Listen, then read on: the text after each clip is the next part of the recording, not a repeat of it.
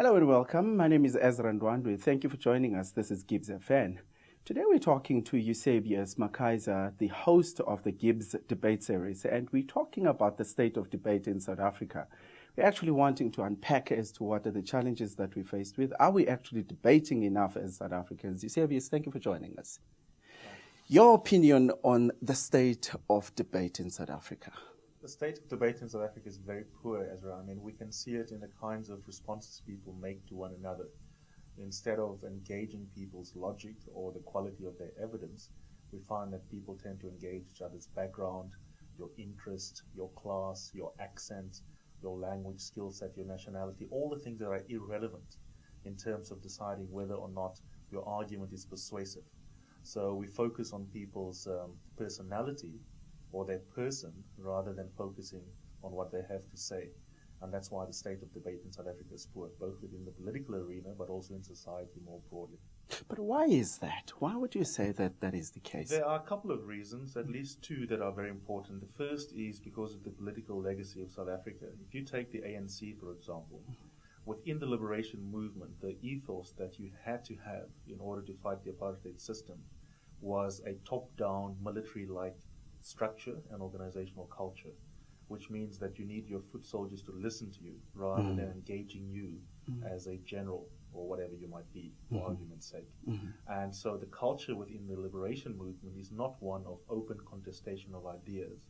And what you find in the ANC now after democracy is that they haven't become a proper parliamentary political party in the sense where you can openly say, I believe nationalization is wrong, or I believe it's right for these reasons. I believe that kill the boer should be banned or it shouldn't be banned.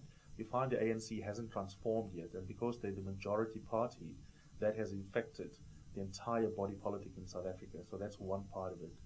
Another part of it, which is the second reason, is that we just don't teach people how to debate. You don't find that in schools that kids are taught how to structure arguments. We expect people to be able to do so in essays or in class orals or what have you. But you don't actually have skill sets. It's usually the 10 or 15 nerds who will join a debate club who will be taught those skill sets.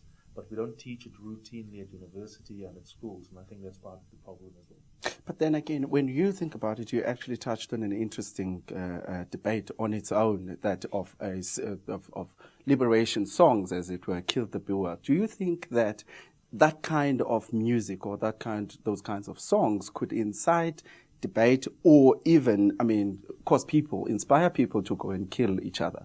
Well, they can, or perhaps they won't. What we need to do is to wait for the evidence. I mean, if we take the death of Eugene Terblanche as an example, there's two things here. Firstly, it's a fascinating debate in itself to speculate whether there's a link between the killers killing him and them being motivated potentially by Julius Malema singing the song. Yeah. But then there's a bigger point, to get back to our discussion, which is that people are not even engaging one another about the possibility of a link in a way that is rational. So, for example, you find South Africans on both sides of the spectrum either saying, oh, there must be a link. Why is he out of the country at this time? Why is there the coincidence with Chris Hani having been killed over Easter weekend? And of course, black farm workers are simpletons who can't think for themselves. So Julius knows that they're going to be influenced by what he says. On the other side of the spectrum, you find people saying, well, there's no political context to this death. It's not possible there can be a link. And yet the truth of the matter is that the police haven't even started their investigation. And what it shows to us, which is the point I'm getting to, is that we are too willing in South Africa, because of our political history and because we haven't been taught how to debate, we are too willing to make conclusions up front and give argument and reason and evidence later. And that's part of what I mean by we don't live in a society where we get taught how to structure arguments with premises and conclusions. We just come out with conclusions to affirm our prejudices. What would, in your opinion, make a good debate? What are the ingredients of a good debate? There are two aspects to a good debate. The first is that your logic has got to be very, very sound. And by that I mean that you've got to say, I think gay couples should not be allowed to adopt kids. That's my viewpoint. But you don't stop there. You don't then got to say, what are your reasons? Then you're going to say, I will talk about, let's say, premise one, the impact that such an environment might have on kids is unfair, And premise 2, that the right of equality can reasonably be restricted in this particular case. You know, I'm not saying that's persuasive, but the point is, you can see there's structure there. There's one premise, there's a second premise, there's a conclusion. And that's great, because then you and I can have an exchange. You can then say to me, Eusebius, I disagree with the first premise. Here is counter evidence that suggests that kids are not negatively impacted in those environments. Or you might say, Eusebius, here's why I accept your evidence in the first instance, but your second premise is weak. Or you might say, a third strategy, both your premises are right, but I don't think it gets you to the conclusion that you think it does. Okay? Now you can see what we're doing is we're engaging each other's reasoning and the quality of each other's evidence. The other part of it, of course, is that it depends on the medium.